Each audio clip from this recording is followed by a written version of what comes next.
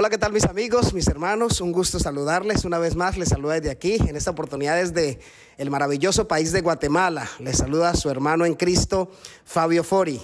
Hemos sentido cómo la mano poderosa del Señor nos está acompañando, cómo Él va guiando los pasos y cómo Él va haciendo los milagros, abriendo caminos, y cómo el Señor también nos va enseñando con dulce amor todos los días.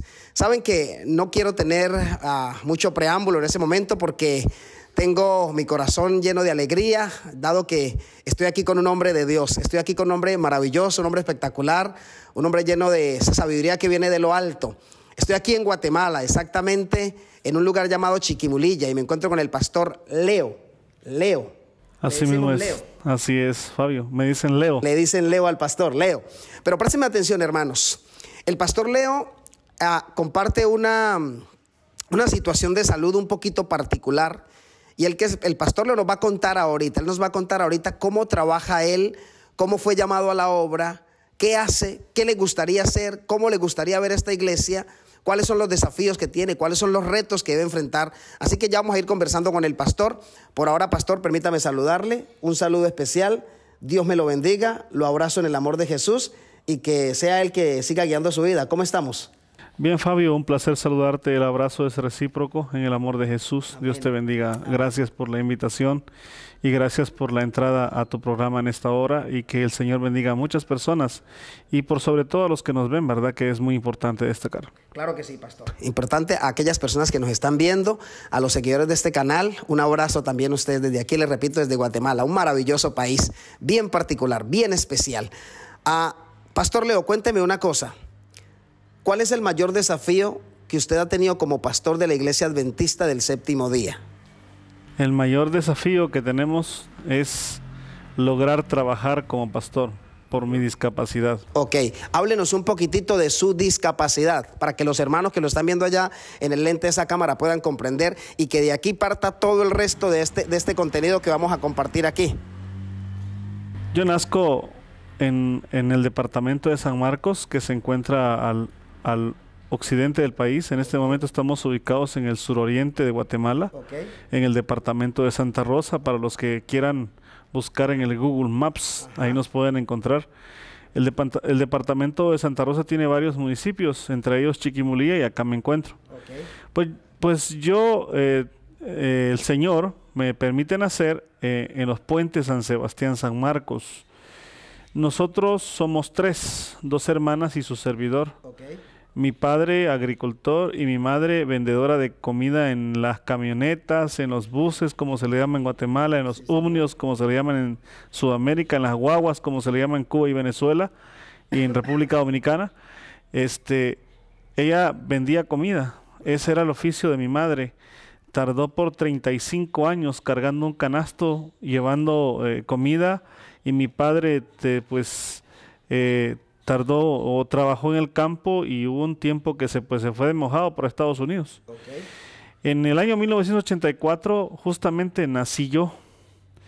Cuando yo nací, pues la alegría de la casa era yo, porque soy el único varón y el más pequeño de los tres. Entonces para mis padres era una gran satisfacción. Pero mi mamá estaba enfrentando un problema de salud. Cada vez que ella daba de mamar, perdía la memoria. Y cuando ella perdía la memoria, la situación se complicaba, porque ella no recordaba ni cómo se llamaba, y era una situación seria. A los 3 meses descubren que cuando yo salgo al sol cierro los ojos. Entonces hay dos preocupaciones: la salud de mi mamá y la salud de ellos. Mis padres, se hicieron adventistas en el año 1982. Primero fueron pentecosteses. El primer adventista de la familia fue mi abuelo. En el año 1979 él se bautiza, y en el año 1980 él muere, un cáncer letal. De hecho, a mi abuelo le encantaban las mujeres, Fabio. Era un hombre espectacular, era mujeriego y medio. Casi todo el pueblo de mi familia. Mi abuelo era no sé cómo se le dice eso, no era tan berraco. Sí, en Colombia sería berraco. Era berraco para eso. Pero mi abuelo conoce a Jesús por un cáncer en la garganta. Le llevan el mensaje adventista, y por ahí el pastor Kenneth Cox en ese entonces era uno de los grandes predicadores, y a mi abuelo solo lo acompañaron en su bautismo un diácono, una diaconisa y sus nueras, y los demás, mis tíos, solos, ellos, mi tío jugando fútbol, el otro trabajando y la otra pues con sus quehaceres, y mi mamá en la casa. No sabían que mi abuelo estaba dando un paso fundamental. Entonces, en el año 1982, 2 años después de que mi abuelo muere, empiezan a conocer mis padres el mensaje adventista. Okay. Ellos van a una iglesia dominical y son de aquellos que se dedican a cantar. No, ay Dios, están aplaudiendo y tocando, y la pandereta y la guitarra. Ese sistema interesante. O sea, nosotros prácticamente tenemos, o sea, los himnos dominicales nos gustan por eso mismo. Si tú me pones a cantar, yo me sé ciento y algo de himnos de esos. Oh, ¿en serio? Sí, porque es que nos crecimos, prácticamente nos crecimos en medio de eso. Imagínate tú, un cassette de los Heraldos del Rey para aquel entonces costaba 30 quetzales. Ok, 30 Y quetzales. era plata. Era plata, y en aquel entonces era más fácil ir y comprar un cassette de esos que no eran originales, de $1, ¿no? Ajá, claro. Entonces los Voceros de Cristo es un grupo venezolano, un dúo venezolano que vino, el dúo Líbano, Guatemala, y todos ellos influenciaron en nuestro crecimiento. No había más, y la famosa grabadora con baterías, escuchábamos los cassettes, y a veces para no gastar, pues grabábamos, ¿verdad? Y eso era así. En el 84 nací entonces, enfrento un problema de salud, y mi papá se empieza a preocupar. Me llevan a los hospitales, pero no dicen nada sin resolver. Hay 2 enfermedades que se me descubren en ese entonces. Okay. Nicroftalmos o niftalmos oftalmológico es una, y una catarata. Okay. El nicroftalmos consiste en que el ojo se mueve de forma involuntaria y el cerebro no lo puede controlar. Okay. Eso es así. Entonces, en el año 1986, mi mamá tiene una crisis y la trasladan acá a la capital. Imagínate tú que en ese tiempo era terracería, todo eso era difícil. Para los amigos en Colombia que nos ven, es carretera destapada, sin pavimento, sin asfalto, pura terracería. Pura carretera destapada. Vamos a actualizarnos en el léxico colombiano. No, y es que aquí nos ven, pastor, de México, de Estados Unidos, de muchas partes. Solamente que para poner un poquito en contexto a ellos les digo así, pero ellos entienden muy bien. Y imagínate tú, la carretera destapada era 2 horas y media. Ajá. El viaje hasta la cabecera, que es el departamento de San Marcos. Okay. Y por ahí, por esos años, medio ponían el asfalto. De hecho, uno de los primeros que gestionó para pavimentar la carretera fue el licenciado Arriaga Barrios, y ahí se fue logrando, y pues mi mamá hace esa travesía porque tiene un problema de salud. Ajá.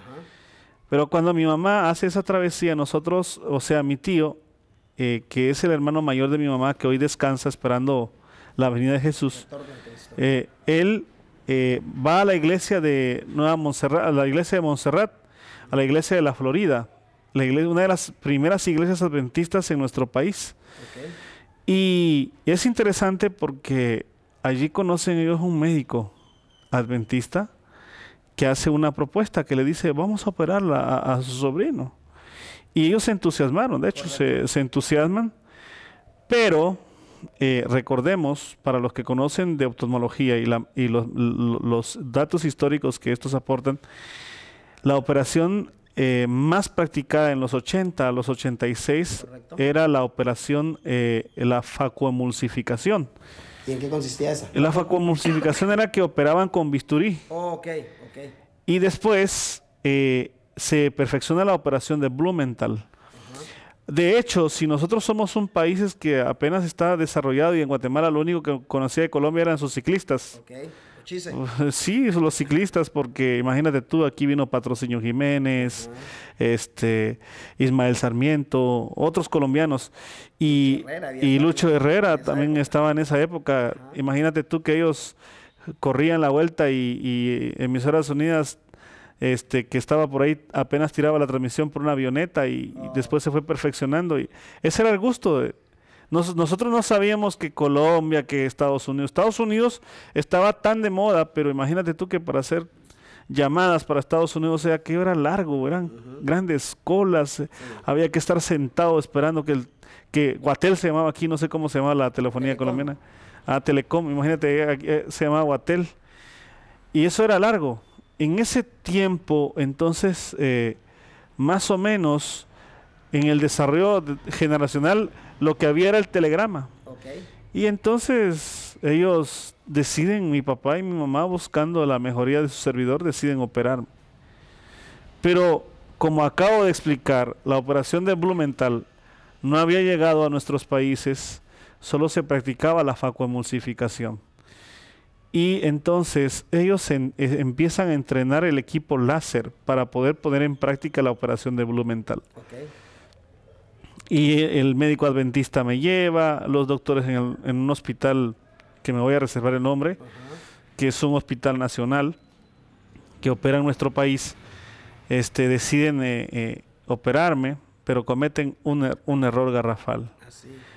Cuando uno opera, el oftalmólogo sabe que dentro del protocolo es que primero se opera un ojo y después se opera el otro. No se pueden hacer operaciones simultáneas, Fabio, jamás. Cuando se hacen operaciones simultáneas en los ojos, eso es, imagínate tú, si se comete un error primario en un ojo, corre riesgo que se cometa un error primario en el otro ojo. O sea, por eso la operación es un ensayo, y aunque los médicos no lo quieran, ellos me pueden garantizar a mí el 90% de éxito, pero hay un 10% de riesgo. Y los médicos, pues a veces les cuesta hablar claro, porque como aquí es libre, y esto cuenta, ¿no? Bueno, no sé cómo se le llama esto allá en Colombia o en México, ¿ve? Pero eso cuenta y es muy importante, Fabio. Me operan y la operación es de forma simultánea. Y se equivocan. Se equivocaron. Definitivamente se equivocaron. Prácticamente yo perdí en ese año los 2 ojos. ¿Cuántos años tenía, pastor? 2 años de edad. 2 años de vida, 2 años. Entonces, imagínate tú, mi mamá se vuelve loca. No solo que mi mamá tenía un problema de salud difícil, sino que este se suma. Mi mamá sale corriendo del hospital y queda a media calle en medio de carros. Y aquello era un caos. Y la pregunta es, ¿y ahora qué será de mi hijo? En el año 1989, por conveniencia y por sumar recursos, porque nuestro país no ofrece tantas oportunidades, eso es difícil. Mi padre viaja a Estados Unidos. Entonces nos quedamos, mis 2 hermanas y yo. Y el hermano menor de mi mamá, que vive en el departamento de San Marcos, que hoy es un exitoso abogado, decide ayudarnos, y mi mamá pues encomienda nuestra educación debajo de su tutela. Un muy buen tío, por cierto. No tengo nada que decir, nunca fue un tío abusador, muy lector de la palabra de Dios, muy conocedor de la Biblia, y de él pues yo aprendí mucho. Pues también aprendía del hermano mayor de mi mamá, aunque no lo veía con tanta frecuencia en el 89, pero cada vez que llegaba la Semana Santa era una alegría grata encontrarnos con ellos. Ellos llegaban para vernos, y era el son y el ton de la familia, todo, porque eran momentos muy alegres. Pero en el 89 mis hermanas van a estudiar, y hay varias profesoras en la aldea donde yo estoy. Señor Margarita, el profesor Manuel Everardo Barrios, el profesor Carlos, señor Cristi, entre tantas. Y yo le digo a mi mamá, yo me quiero quedar a estudiar. Y mi mamá se pone a llorar, porque ella dice, pero ¿cómo? ¿Cómo? ¿Ciego? ¿Cómo va a estudiar? Claro, eso es imposible. Entonces mi mamá llora y dice, ¿cómo es posible que tú quieras estudiar? ¿Cómo es posible? ¿Cómo es posible que tú vengas a decirme ahora que quieres estudiar? De verdad que, y entonces ahora hay un desafío, porque como ella se va a vender, mi papá no está, entonces yo me quedo en manos de mi abuela. Mi abuela hizo un papel fundamental en mi vida, Fabio. Ella nunca me enseñó que yo era ciego, jamás. Mi abuela, yo no sé, en Colombia no sé si se producían aquellas pelotas de plástico grandes. Y entonces mi abuela tomaba y con una aguja pinchaba la pelota y le metía balines de esas, mientras los patojos jugaban con los balines, las pistolas. Mi abuela, en definitiva, hace dos cosas importantes. Ella rellenaba con balines la pelota. Ok. Y entonces la cosía. O si no, cuando no tenía para comprar balines, ella tomaba piedras. Ajá. Tremendo. Qué buen recuerdo, ¿no? Sí, pastor. Y ella... Tranquilo, pastor. Tranquilo. Tranquilo. Eso es un maravilloso recuerdo. Y creo que así usted debe recordar a esa abuela. Como un ser maravilloso, como un ser especial. Es que era lindo, Fabio. Me imagino que sí, pastor. Me imagino que era lindo. Ella echaba piedras a la pelota. Y jugaba. Esa era la vida de ella. Y a ella le gustaba, o si no, el juguete favorito era, agarraba una manguera, la cortaba, le echaba maíz y le ponía un palo. Y me decía, corre con esto. Mi abuela era muy fascinante. Okay. Tuve una abuela fenomenal. Eso de alguna manera fue para desarrollar el oído. O sea, y ella no sabía. Mi abuela no tuvo un gran grado, Fabio. Ella solo sacó segundo primaria. Tremenda mujer, tremenda mujer. Era algo espectacular. Mira, en ese desarrollo, en ese estar, yo voy creciendo, ¿no? En el 89 yo tenía 5 años. Okay. Pero yo siempre le preguntaba a mi mamá por mi papá. ¿Dónde está mi papá? ¿Por qué se fue?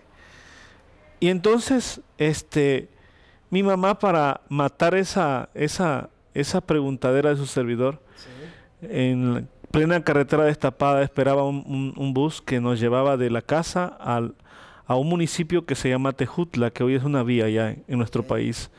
Y allí hacíamos largas colas en el comunitario para hablar con mi papá. Yo no le preguntaba a mi papá cómo está ni qué está haciendo. La pregunta que yo le hacía era, ¿cuándo usted va a venir? Ajá. Porque era un gusto fenomenal, era un entretenimiento espectacular. Las cosas eran lindas, maravillosas. Yo quería ver a mi papá, pero mi papá estaba desesperado en Estados Unidos porque estaba solo. Aparentemente para él no había quien conmigo. En ese lapso de tiempo mi abuela hace algo. Las grabadoras eran con baterías. Y mi tío tenía una grabadora que la dejaba en casa, Fabio. Entonces ella venía y grababa los cassettes. Y entonces los cassettes, cuando ella los graba salmos. Sí. Y entonces me dice, hijo, mira, la batería se acaba, pero aprovecha. Y entonces me grababa los cassettes.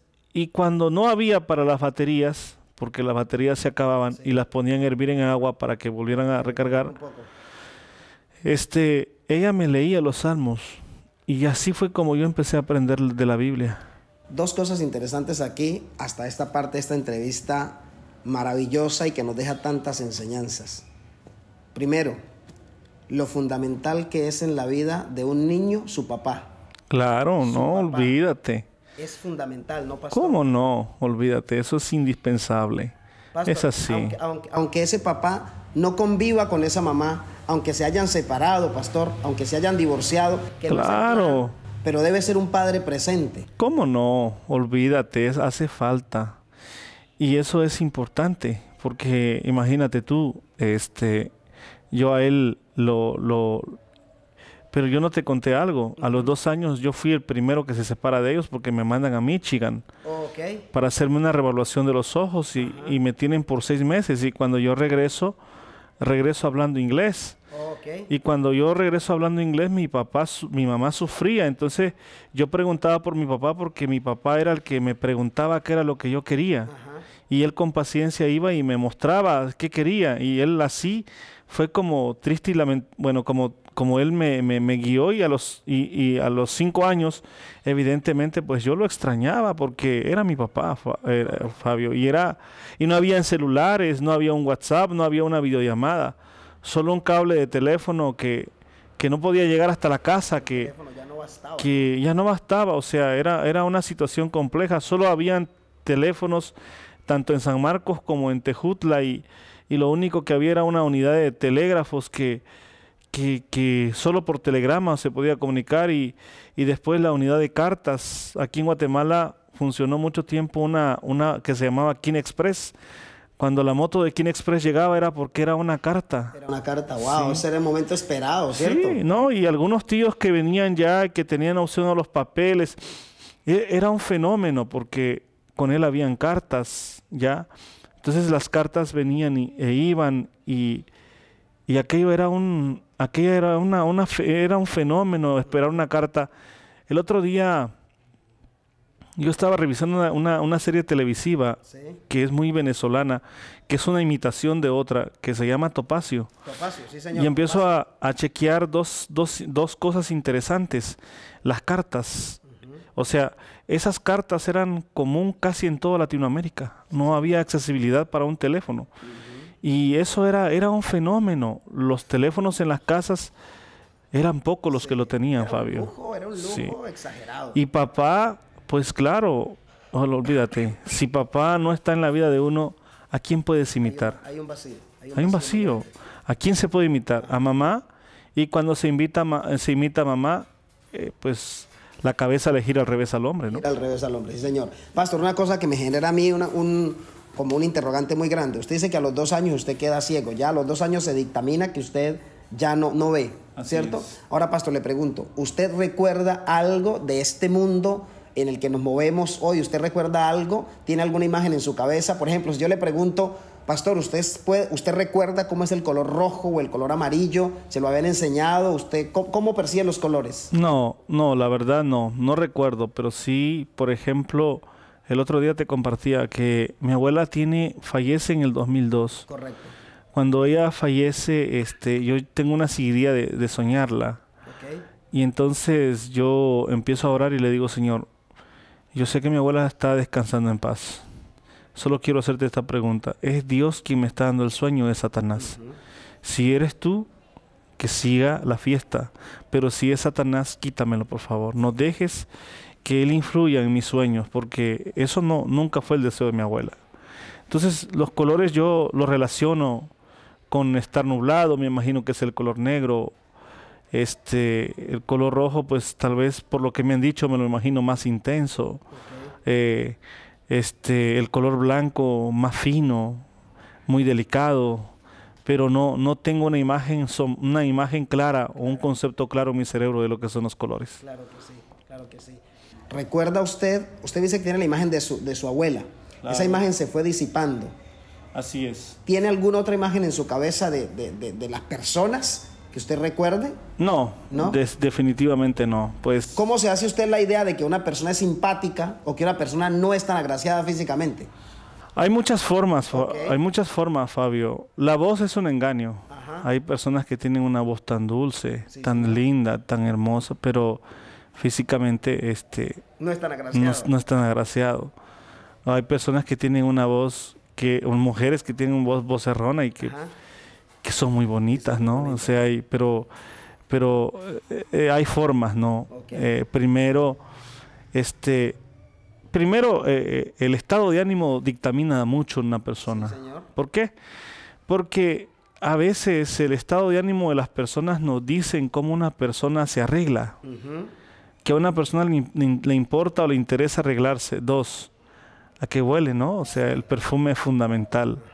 Puede ser fea y puede echarse un buen perfume. Sí, señor. Pero son muchas cosas en común que uno como persona tiene que evaluar. Okay. O sea, y esas cosas uno las va uniendo y saca sus conclusiones de si cuán bonita es o cuán fea es. Correcto. Me surge otra pregunta, pastor. Y que esta respuesta sea como una educación para este momento. Hoy día los muchachos sufren algo que se conoce como el bullying o matoneo en los colegios. ¿Cómo no? Jaleo, correcto. Los molestan por su condición social, por su peso, por su talla, su nacionalidad, por su papá, el trabajo de su papá, el trabajo de su mamá, XXXX.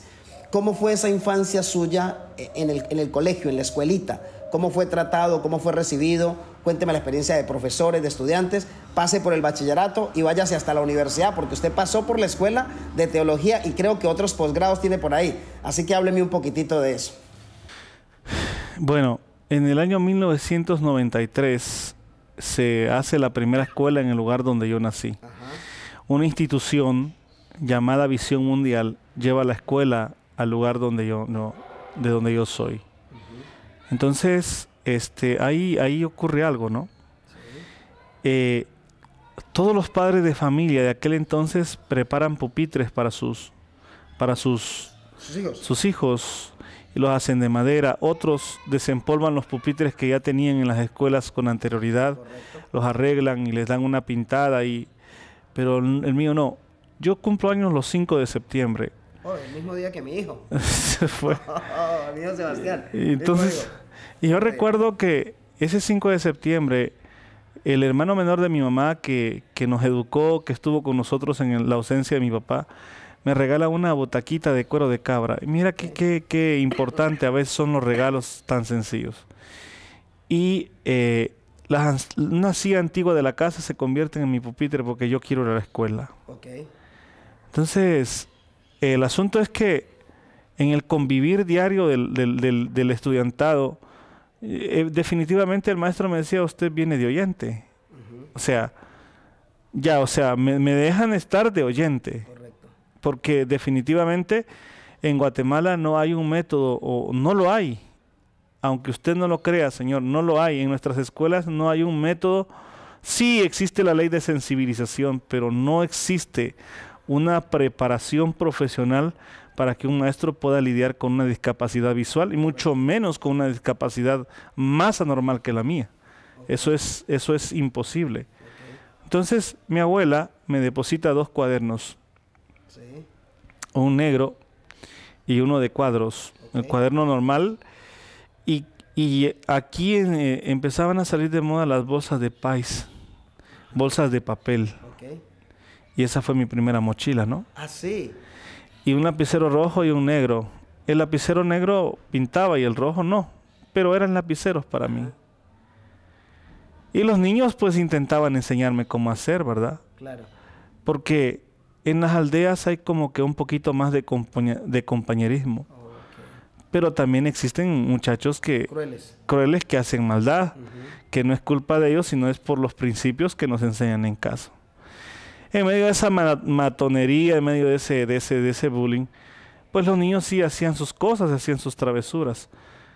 Pero un día estaban dando la clase de ciencias naturales. Ahí estábamos viendo la clasificación de las plantas de Charles Liam.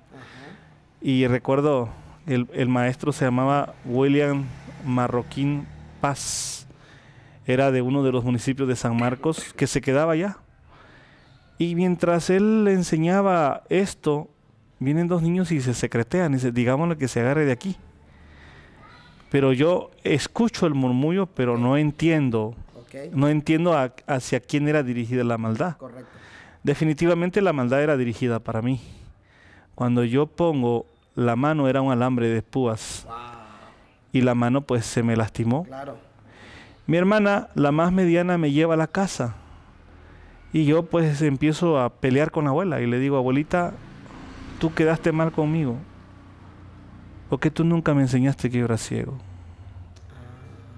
Y cuando comienza ese conflicto, mi abuela me dijo, ¿quién te dijo que era ciego? Las heridas en mi mano, la maldad de los niños. Claro. Y mi abuela me abraza y me dice, no, hijo, no. Tú no eres ciego. Tú puedes ver con los ojos de la fe. Oh, qué interesante. Y aunque la fe no tenga ojos, pero mírame. ¿sí? Y viene a mi mente Hebreos 11:1, ¿no?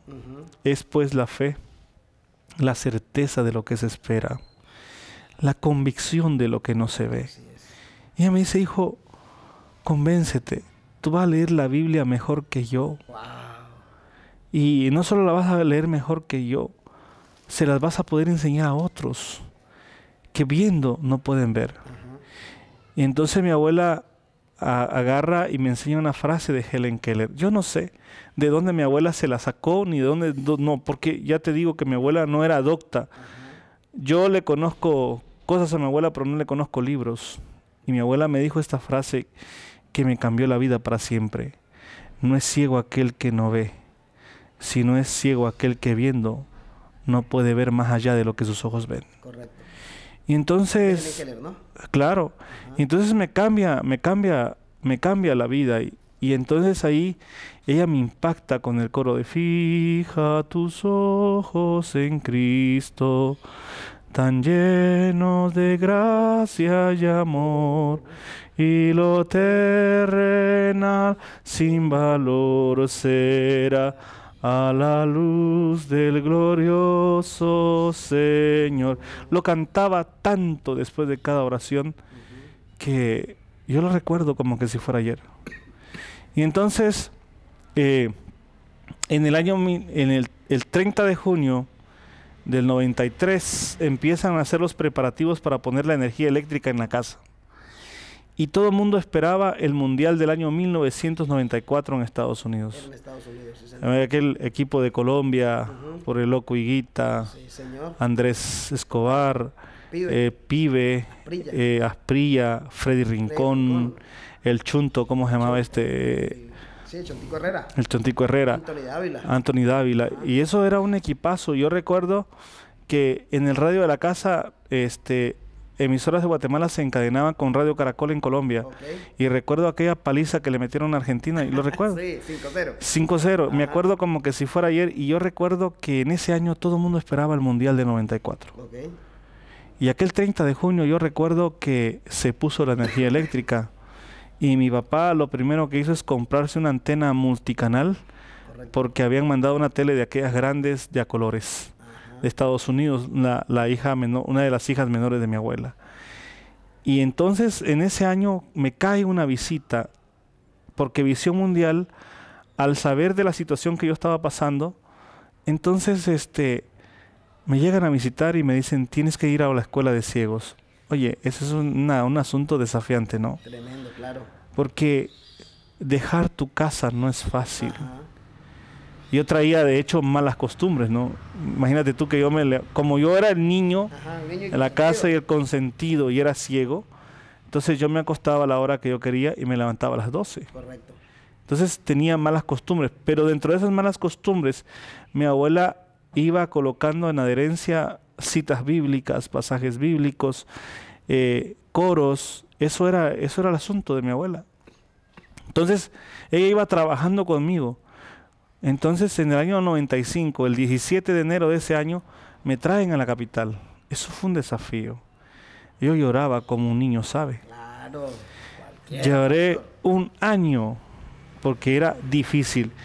Me acostaban a las 8 de la noche. Disciplina. Mucha disciplina. A las 4:30 o 5 menos cuarto arriba y a bañarse con agua fría. No había... Y en enero, en la capital hace frío. En enero, entonces, el primer desafío era que me enseñaron a tender mi cama.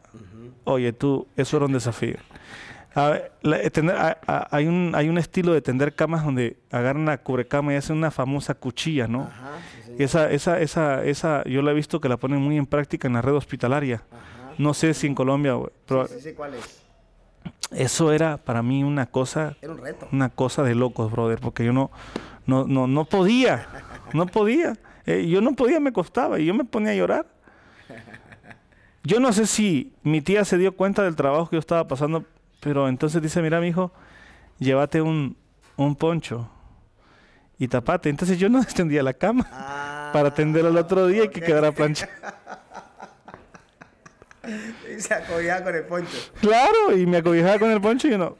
Y el maestro se da cuenta y me dice, Leo, ven acá, me dice. Rico el poncho, ¿no?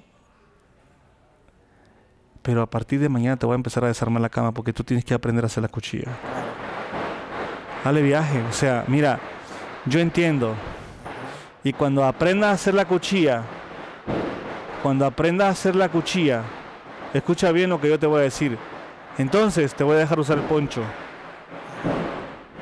Y a pasar trabajo, deja que los cohetes truenen, ¿no? Sí, está sonando cohetes, pólvora. Sí, pólvora. Ustedes saben, aquí estamos en casa del pastor y suena esto, pero no vamos a cortar, no vamos a editar porque esto es así. Así que si no alcanzan a escuchar, el pastor va a repetir un poquitito. ¿Qué pasó? Bueno, el profesor le dijo que no con el poncho, ¿cómo la cosa? Sí, se me dijo, mira, vas a usar el poncho, pero vas a desarmar la cama. Okay. Y vas a aprender a hacer la cuchilla y todo eso. Ese era un sacrilegio para mí, pero aprendí. No importaba que yo era el último en entender la cama, pero el profesor me obligó a tender la cama. Okay. Y entonces me enfrento con la primera maestra. La primera maestra que yo tuve fue de Zacapa. Al ser ella de Zacapa, me lleva, yo me la paso llorando. Yo sabía mucho. Pero entonces algo pasa conmigo, ¿no? Pierdo primer grado. Okay. Duro. Entonces, pero era una escuela con todas personas de discapacidad. Sí, eran niños como yo. Okay. Con maestros que veían y algunos que eran ciegos, ¿no? Okay. Y entonces pierdo, ¿no?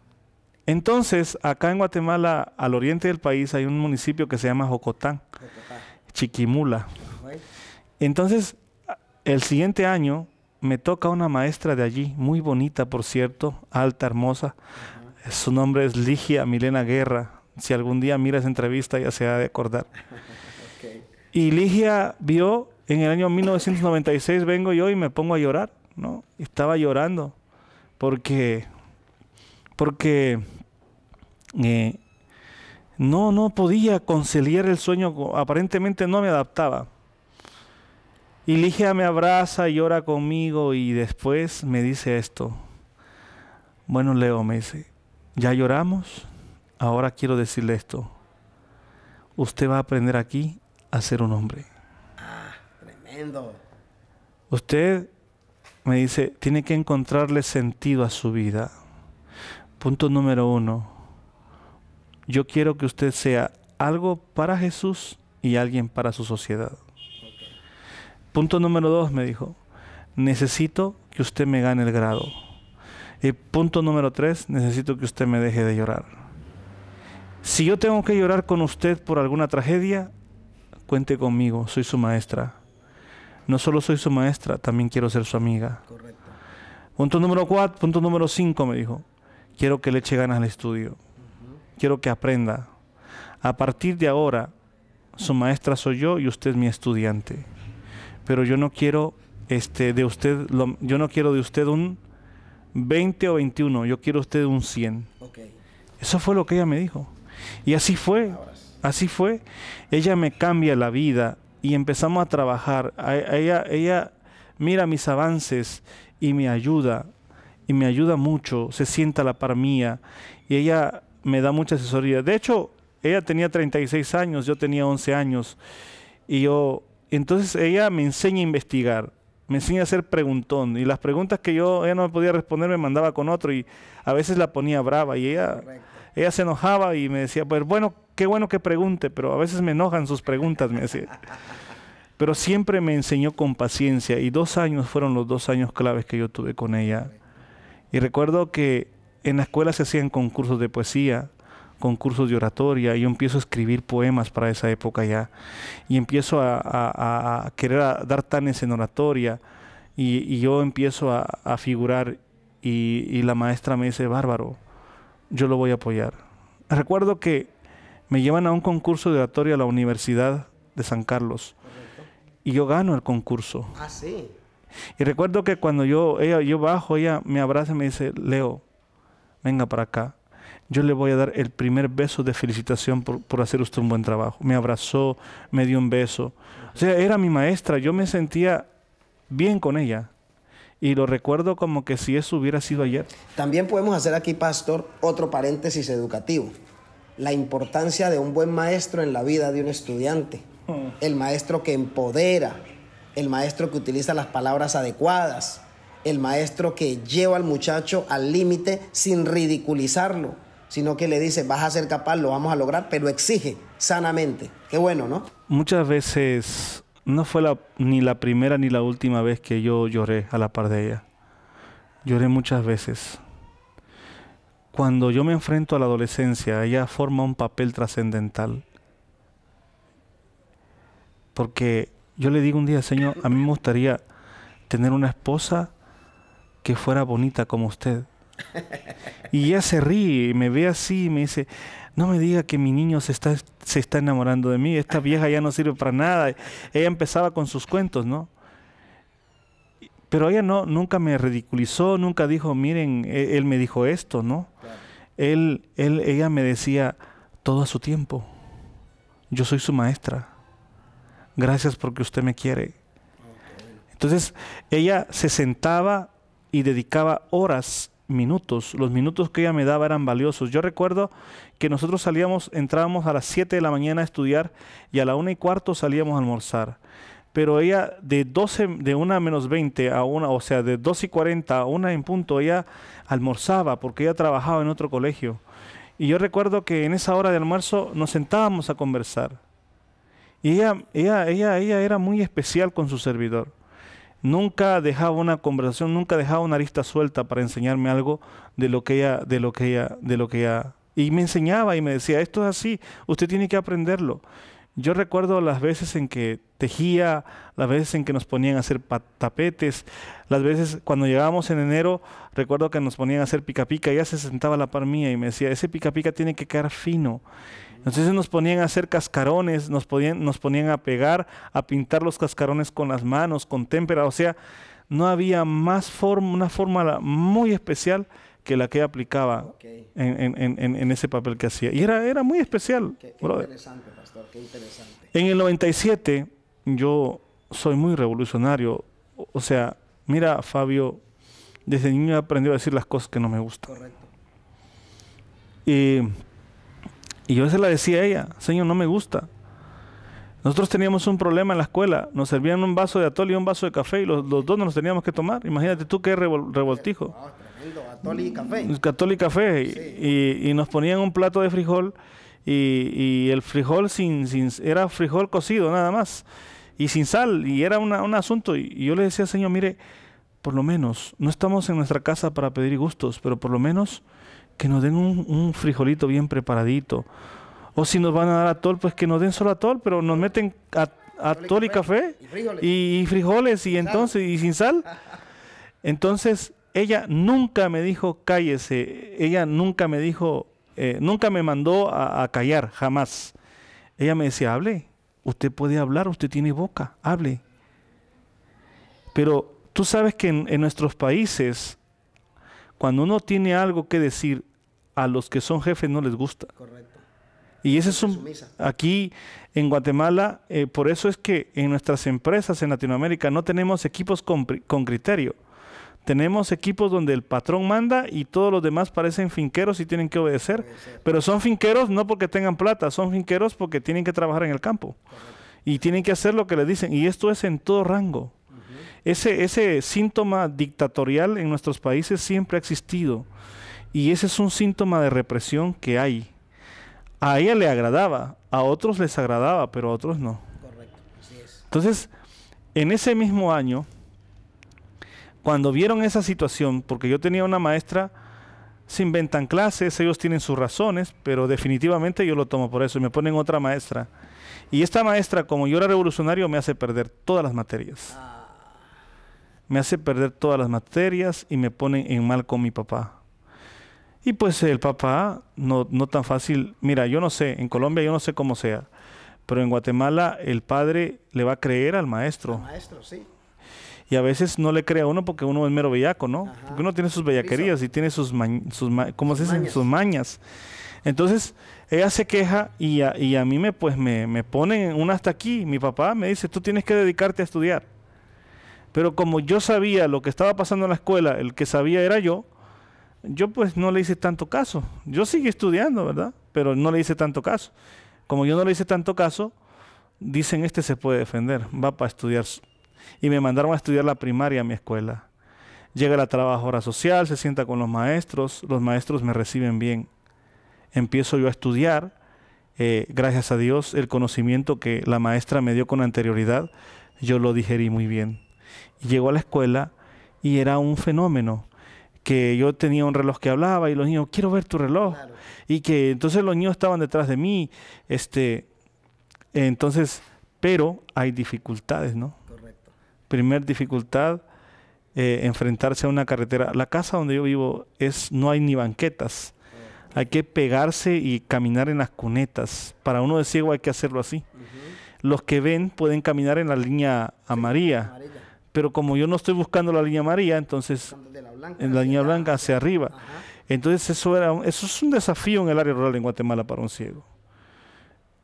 Llegar a una escuela donde donde tú no tienes una comodidad, estaba acostumbrado donde ¿Alguna vez usó lazarillo, pastor? Claro, Sí. bastón, usé mucho y pues en algún momento tuve un perro guía en algún momento cuando me tocó hacer algún trabajo.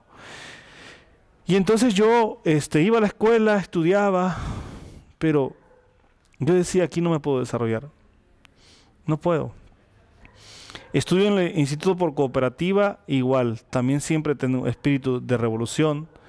No me gustaba, lo que no me gustaba de los maestros, yo se los decía a ellos. Correcto. Y yo se los decía, y pues los maestros se ponían bravos, ¿no? Y era una bravura, y hasta el supervisor de educación media hablaba conmigo, y yo le decía, profe, esto no es así, o sea, las cosas no son así. Y entonces el maestro se molestaba, pero siempre he querido que cada vez de donde yo voy se deje huella. Correcto. En ese último año se peleó porque se construyera un instituto. Y pasan cosas, ¿no? Porque en la vida, en nuestros países latinos siempre hay focos de corrupción en todos los niveles. Entre ahí se desata una corrupción y se logró construir al final de todo. Ok, no me pierda punto, no me pierda punto. Déjeme hasta aquí, porque yo quiero que el pastor nos cuente, va a ser nuestra segunda parte de la entrevista, segunda y tercera, vamos a hacer segunda y tercera. Porque quiero que me cuente cómo es ahora el proceso de llegar al bachillerato, cómo es el proceso de enamoramiento, la primera novia, cómo es el proceso de trabajo en la vida, cuando llega el proceso de ir a la universidad, cómo usted escoge o quién le ayuda a escoger para ser pastor, aún con esa limitación. No me responda, tranquilo, que esto va a ser contenido de nuestra segunda entrevista y la tercera. Y por último, para que usted nos cuente en nuestra próxima entrevista el desafío más grande que ha tenido como pastor, incluso dentro del mismo gremio pastoral con la iglesia, cómo lo recibe la iglesia. Y un dato muy importante, que creo que es una persona fundamental en su vida hoy, después de las novias que usted debió tener, que usted hoy tenga a su esposita. Claro. ¿Cómo escogió esa esposita? ¿Cómo usted dijo esta es? ¿Y cómo se comporta ella hoy con usted? ¿Qué herramienta es ella para usted hoy? ¿Cómo es su complemento? Cuando uno habla en Génesis que dice que el hombre se complementará a la mujer y la mujer al hombre, ¿cierto? Se complementarán. Yo creo que en usted queda muy bien ese complemento por la limitación física que tiene. Ellas son sus ojos. Así que, pastor, pues hoy vamos a dejar hasta aquí. Tenemos una hora llevamos de entrevista, porque esto está maravilloso, amigos y hermanos, pero vamos a hacer la segunda parte y la tercera parte para que el pastor pueda irnos contando así a detalle, despacio, que nos vamos metiendo nosotros allá en la película, que nosotros vamos viendo cuán desagradecidos somos. Escúcheme, cuán desagradecidos somos, porque algo tan importante como la vista, nosotros no lo valoramos. Incluso, yo creo, pastor, que usted tiene una ventaja sobre nosotros, aunque esto suena duro. Yo creo que usted tiene una ventaja, porque usted no ve lo que nosotros vemos. Por lo tanto, usted peca menos. Usted peca menos, por lo menos en lo que nosotros vemos. Así que este es un tema que vamos a debatir con el pastor, pero también vamos a abrir la Biblia. Vamos a hablar un poquitito de profecía, vamos a hablar un poquitito de eventos finales, vamos a ver en qué lugar, en qué parte de la historia y del calendario profético nos encontramos. Así que por ahora, pastor, pues vamos a dejar hasta aquí. Nuestros hermanos están ahí atentos. Hagan sus preguntas, por favor, hagan sus preguntas, que el pastor va a estar muy dispuesto a responderlas. Vamos a responderlas. Aquí abajo en la caja de comentarios, pregúntele algo al pastor, algo de su vida. Dígale, pastor, ¿y cómo hizo usted esto? Pastor, ¿cómo se desarrolla en esto? Pastor, ¿qué hace esto? O de pronto, pastor, hay una madre que en este momento está atravesando los primeros años de vida de su hijo que está ciego, y entonces necesita una palabra de aliento, necesita una palabra de consuelo, necesita una palabra para que pueda guiar a ese muchacho por el buen camino. Entonces la idea es que ustedes estén haciendo sus preguntas aquí en este momento. Por ahora, pastor, muchas gracias por acompañarnos aquí en Motivación Cristiana. Despídase de esa gente allá en el lente de esa cámara, déles un mensaje, déles una promesa bíblica que los aliente y que los haga vivir contentos, que sonrían. Yo les voy a decir esto, amigos, miren, ¿saben cuál es el problema de la retina de los ojos? Que todo se convierte en rutina. Todo se convierte en rutina. Así que de la retina a la rutina hay muy poca diferencia. Okay. Porque la retina nos sirve para ver y la rutina nos sirve para aburrirnos. Uh-huh. Entonces, sea feliz, de verdad, sea feliz. Si los problemas hacen que usted sienta desfallecerse, acaríciele la espalda a los problemas Y no solo acaríciele la espalda, no cargue usted los problemas, que los problemas lo carguen a usted. Amén. Que esa es la mayor diferencia. A mí me gusta un texto muy lindo. Jeremías estaba en la prisión porque no le creían. Las advertencias que Jeremías daba no eran creíbles. Y estaba en una cisterna rota. Y cuando estaba en la cisterna rota, él escucha una promesa que Dios le hace y le dice: clama a mí y yo te responderé y te enseñaré cosas grandes y ocultas que tú no conoces. Jeremías 33:3. Así que viva feliz, amigo. Viva su vida como un día a la vez. Hay desafíos, hay tristezas, hay desamor muchas veces, hay conflictos, hay enojos.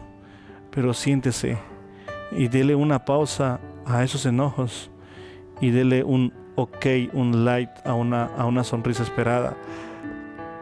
Y sea feliz, porque eso es lo que se necesita. Yo he leído muchos libros, Fabio, y uno de los que me gusta es el libro que se llama A pesar de todo, qué linda es la vida, de Enrique Chay.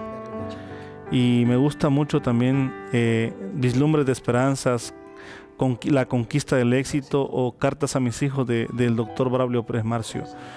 Yo les digo esto: atrévete a hacer y no a parecer. Eso es lo que a mí me gusta, porque yo encuentro la lección de un diputado colombiano que era hijo de una tortillera y que le hacen una burla, ¿no? Y entonces el diputado llega ahí y entonces le dice: oye, ahí va el hijo de la tortillera, miren, yo soy diputado. Y él se voltea y le dice: señora, más vale llegar a ser que nacer siendo. Y eso es lo que nosotros no podemos olvidar. Correcto. Que más vale llegar a ser que nacer siendo. Sí, usted puede nacer en cuna de oro, pero si usted no es nada, no tiene nada, amigo. Usted puede ser pobre, pero si usted, todos los científicos brillantes han carecido de pobrezas. Y hasta el mismo Jesús dice: el deseo de todas las gentes que la tentación y la pobreza fueron su disciplina. Entonces, yo creo, amigos, que nos hace falta mucho por hacer. Así es, pastor. Así es, sin duda alguna que aquí tenemos mucho para conversar. Hoy arrancamos un evento diferente. Cuando ustedes vean esta entrevista, ya seguro hemos terminado nuestro evento, pero estamos en campaña evangelística. Este es un hombre misionero, un hombre dedicado a la obra, a un pastor que merece y necesita el apoyo de quienes están viendo este video. Queremos hacer impactos evangelísticos aquí, queremos hacer desayunos con empresarios, queremos llevarle a los pobres alimentos, mercaditos, queremos llevar literatura, queremos atender a los niños, a los más desfavorecidos. Así que aquí hay mucho para que conversemos, mis queridos amigos. Por ahora les decimos: Dios les bendiga, Dios les guarde. Estén atentos al canal para que no se pierdan la segunda y la tercera parte de esta entrevista. Por ahora, pastor, Dios le bendiga y nos vemos entonces en la próxima. Chao, chao.